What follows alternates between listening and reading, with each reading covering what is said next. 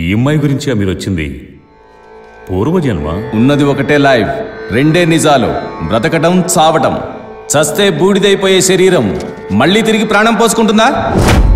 పునరపి జననం, పునరపి మరణం. పుట్టటం, చావటం, మళ్ళీ పుట్టటం.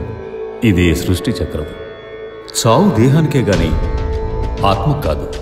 నువ్వు ఆత్మ అని ఎప్పుడు తెలుసుకుంటావో అప్పుడే నీకు ఇవన్నీ అర్థమవుతాయి. నాకు కావాల్సింది ఎమోషన్స్ కాదు, సాక్ష్యాలు. శాంతిదేవి 1930 ఢిల్లీ. 4 ఏళ్ల వయసులో అమ్మాయికి పూర్వజన్మ జ్ఞానం కలిగింది. తాను అక్కడ దాన్ని కాదని మధురలో తన భర్త బిడ్డ ఉన్నారని చెప్పి అందర్నీ ఆశ్చర్యపరిచింది. తన పూర్వజన్మలో కేదార్నాథ్ భార్య లుంగీదేవి అని నిరూపించింది. ఇది హిందూయిజం ప్రాబల్యం కోసం అనే మాట రాకూడదని గాంధీ వారు కమిటీ వేయటం జరిగింది. ఆ కమిటీ అది నిజమేనని తెలిసింది. Ian Stevenson, Virginia University dean, జీవితం మొత్తం రీఇన్కార్నేషన్ రీసెర్చ్ కోసం ధారపోసినవాడు. సౌత్ ఏషియాలో 6000 కేసులు స్టడీ చేసి అందులో 2000 కేసులకు పైగా కేవలం భారతదేశంలోనే వాడుపోయి వీడిగా పుట్టాడని సాక్ష్యాధారాలతో నిరూపించిన మేధావి. ఇప్పుడు నమ్ముతావులే, ఎందుకంటే తెల్లోడు సర్టిఫై చేశాడుగా. మన వాళ్ళు ఏదైనా చెప్తే తీసి పారేస్తాం, అదే తెల్లోడు చెప్తే PhD చేస్తాం. ఇది మన దేశ దౌర్భాగ్యం.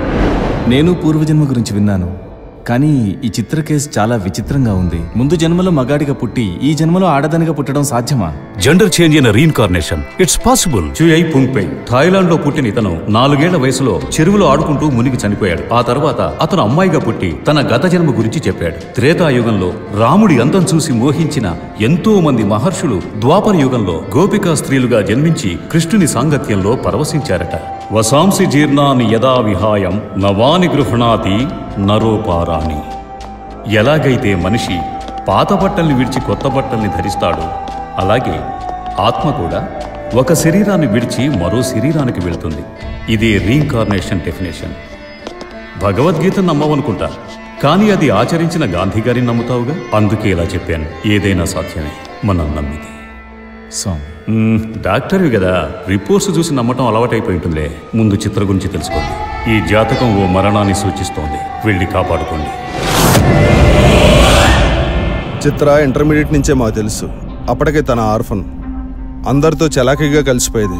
అందుకే తన్ని మేము సొంత అమ్మాయిలా ట్రీట్ చేసేవాళ్ళం. మరి చిత్ర ఎడ్యుకేషన్? ఒక స్పాన్సర్ తను చదివించేవాడు. నాకు చిత్ర బాగా చదివే పిల్లని తెలుసు, కానీ చిత్ర గురించి తెలీదు. ఒక తెలిసిన ఆయన చిత్ర బాగా తెలివైన పిల్ల, మీరు కొంచెం హెల్ప్ చేయండి అని అడగటం వల్ల నేనే చదివించాను.